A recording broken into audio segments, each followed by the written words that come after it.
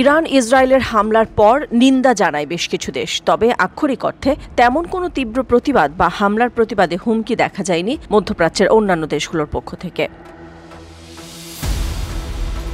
তবে এবার সরব চীন, রাশিয়া ও উত্তর কোরিয়া। এই তিন বন্ধু রাষ্ট্রের এক হওয়া কি অন্য কিছু আভাস দেয়? তিন সামরিক শক্তিধর দেশ যেভাবে কথা বলছে, তাতে কি তৃতীয় বিশ্বযুদ্ধ আসন্ন? এমন প্রশ্ন বিশ্লেষকদের মনে। নিজের সামাজিক যোগাযোগ মাধ্যমে চীনের প্রেসিডেন্ট যুক্তরাষ্ট্রের অতীত বিশ্ব শক্তিধর দেশের পতনের কথা মনে করিয়ে হুঁশিয়ারি দিয়েছেন। এর কিছু সময় ব্যবধানে ইরানে সামরিক হস্তক্ষেপ নিয়ে যুক্তরাষ্ট্রকে সতর্ক করেছে রাশিয়া। দেশটির পররাষ্ট্র মন্ত্রণালয় এক সতর্কবার্তায় জানায়, ইসরায়েলকে সরাসরি মার্কিন সামরিক সহায়তা মধ্যপ্রাচ্যের পরিস্থিতিকে অস্থিতিশীল করে তুলতে পারে।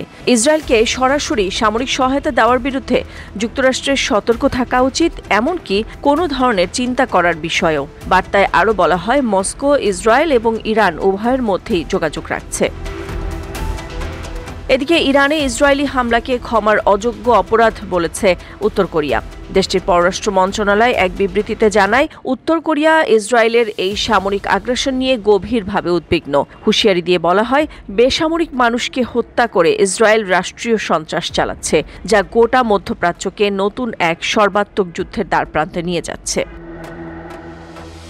এদিকে ইরান সম্পর্কিত বেশ কয়েকটি বিবৃতি দিয়েছে ট্রাম্প। এতে তিনি কোথাও খামেনি লুকিয়ে রয়েছেন তা শনাক্ত করার দাবি করেছেন, আবার কোনো পোস্টে বলেছেন তিনি চান না ক্ষেপণাস্ত্র দিয়ে বেসামরিক নাগরিক বা আমেরিকান সৈন্যদের উপর হামলা হোক। এরপর তিনি হুঁশিয়ারি দিয়ে বলেন, তার ধৈর্য কমে আসছে।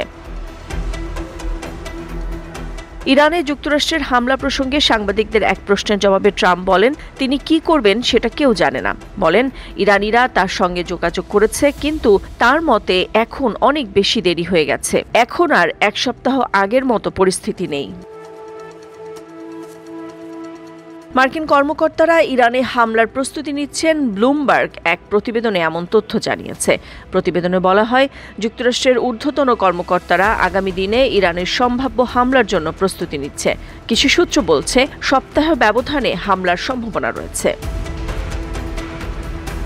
কোনো পক্ষই নমনীয় নয়। এমন পরিস্থিতিতে বিশ্লেষকদের শঙ্কা, যুক্তরাষ্ট্র ইসরায়েলকে সহায়তা করলে হয়তোবা বসে থাকবে না ইরানের তিন বন্ধু রাষ্ট্র চীন, রাশিয়া ও উত্তর কোরিয়া। তৃতীয় বিশ্বযুদ্ধ আসন্ন বলেই মনে করছেন কোনো বিশেষজ্ঞ।